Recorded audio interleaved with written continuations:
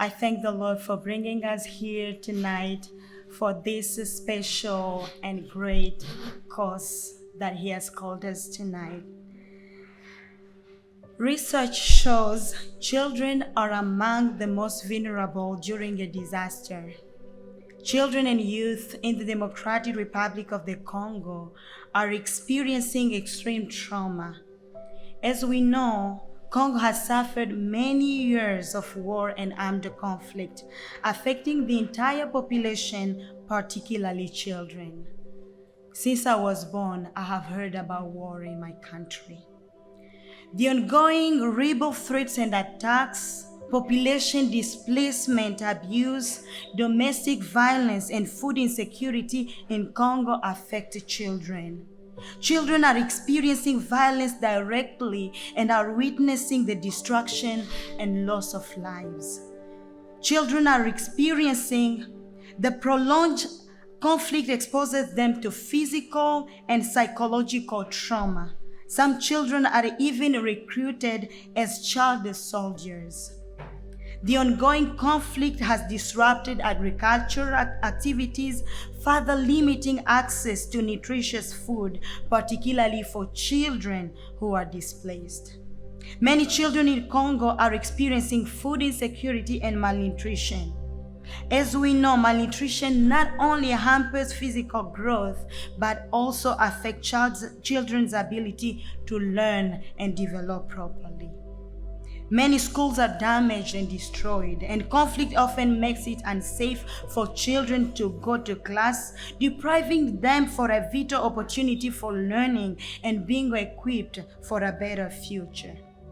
The displacement that millions are experiencing further adds to these vulnerabilities, as children are at a higher risk of becoming separated from their families and experiencing abuse without their protection. My family was happy and everything was beautiful until things started to change in 2007.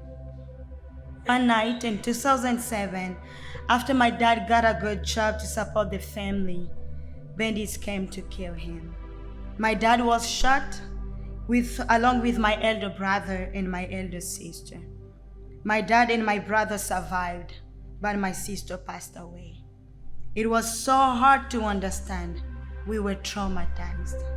We were afraid to stay in the house because of the terrible images we had in our heads, because of what we saw that particular night. After a few months, when I was in my first year at secondary school, my dad changed negatively, unfortunately. He took a second wife, leaving our mother with us. We were traumatized and overwhelmed. Buying food was hard and paying school fees became complicated. We felt lost. In the Africa Project funding proposal, Caring for the Vulnerable Child, there is the story of one of the Mending the Soul partners. We've heard about her name tonight, Mama Dafros Muteo, who has a ministry to children and youth in public schools throughout Congo. After the difficulty of losing my sister who died and my father abandoning us, I went to talk to Mama Dafros as I attended the secondary school where she works as a chaplain. Mama Dafros showed me the love of God. She listened to my story and prayed with me. Furthermore, Mama Dafros paid my school fees because my family had financial difficulties after my dad abandoned us. The Lord used her in my healing journey until I made the meaning of my trauma by God's grace. And here is the meaning. I could not imagine that I would study theology one day. Instead, I saw myself as a journalist. But after the difficulty of losing my sister who died and my dad abandoning us, God called me to a different vocation, a ministry to help people who experience similar situations or who have different stories of trauma. For this reason, After my secondary studies, I went to do my undergraduate studies in the Theology Counseling Department at the Christian Bilingual University of Congo. And now I just graduated with my master's degree in mental health counseling at Western Seminary in Portland.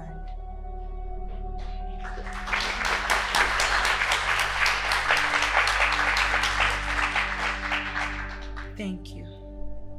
By God's grace, I plan to return to Congo to help my people by bringing free healing from trauma and abuse in Jesus' name, as the Mending the Soul mission says.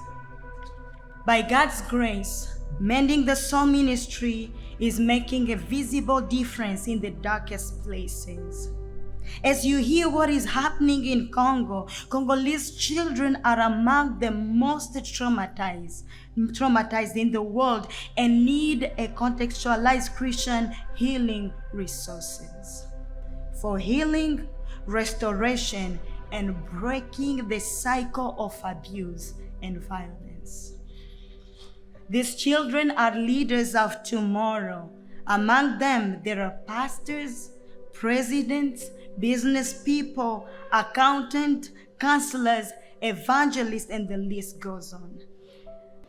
Please, would you consider helping my people by joining Mending the Soul Ministries and its partners to bring healing in Jesus' name?